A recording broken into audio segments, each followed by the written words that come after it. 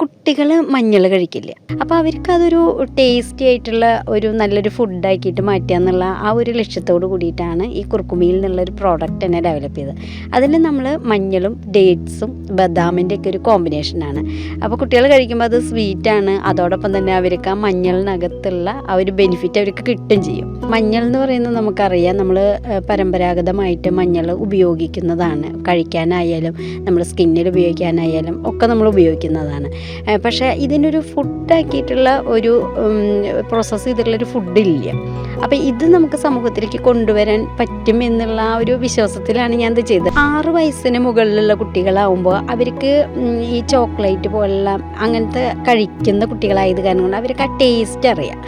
അപ്പോൾ അങ്ങനെയുള്ള കുട്ടികൾക്ക് ഇത് കഴിക്കാൻ ചെറിയ ബുദ്ധിമുട്ടുകൾ എനിക്ക് ഫീൽ ചെയ്തിട്ടുണ്ടായിരുന്നു.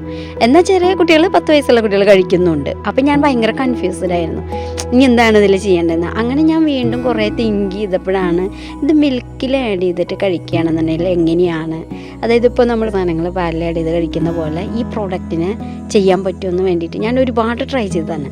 അത് ഞാൻ ഫുഡ് സയൻറ്റിസ്റ്റിനോടൊക്കെ പറഞ്ഞതാണ്. അപ്പോൾ ചേച്ചിയുടെ കോൺസെപ്റ്റുകൾ ചേച്ചി ഫുഡ് സയൻറ്റിസ്റ്റിൻ്റെ അടുത്ത് ഡിസ്കസ് ചെയ്തിട്ട് അവരതിൻ്റെ സയൻറ്റിഫിക് വേർഷൻസ് അവരല്ലേ ചെയ്യാൻ? അതെ അതെ, IISR ആണ് നമുക്ക് ഇനീഷ്യലി അത് കൂടുതൽ ഹെൽപ്പ് ചെയ്തിട്ടുണ്ടായിരുന്നത്. അതെ, അവരുടെ ഓഫ് ക്യാമ്പസ് ഇൻക്യുബേഷനിലാണ് ഈ പ്രോഡക്റ്റ് ഒന്ന് നമുക്ക് ഡിസൈൻ ചെയ്തത്. ഈ ഓഫ് ക്യാമ്പസ് ഇൻക്യുബേഷൻ എന്ന് പറഞ്ഞു കഴിഞ്ഞാൽ അവിടെ നമുക്ക് അവർ ചെയ്തു തന്നെങ്കിലും നമ്മൾ നമ്മുടെ പ്രിമിസസിലാണ് പ്രൊഡക്ഷൻ നടത്തുന്നത്. അതായത് മാസ് ഓഡിയൻസിന് നമ്മളൊരു പ്രോഡക്റ്റ് കൊടുക്കുന്ന സമയത്ത് നമുക്ക് റെപ്യൂട്ടഡ് ആയിട്ടുള്ള IISR പോലുള്ള ഒരു ഓർഗനൈസേഷൻ്റെ അണ്ടറിലുള്ള സയൻറ്റിസ്റ്റ് റിലേറ്റഡ് ആയിട്ടുള്ള കാര്യങ്ങളിലൂടെയാണ് ഇത് പോവുക അല്ലേ? അതെ, അങ്ങനെയാണ് ചേച്ചി കുർക്കുമിൽ എന്ന് പറയുന്ന ഒരു സൂപ്പർ ഫുഡ് എന്ന് വേണമെങ്കിൽ നമുക്ക് അതിനെ പറയാം. ഒരു മഞ്ഞളുടെ കുർക്കുമിൻ അബ്സോർപ്ഷൻ എല്ലാം നടക്കുന്ന ഒരു സൂപ്പർ ഫുഡായിട്ട് ഡെവലപ്പ് ചെയ്തെടുക്കുന്നത്. അതെ.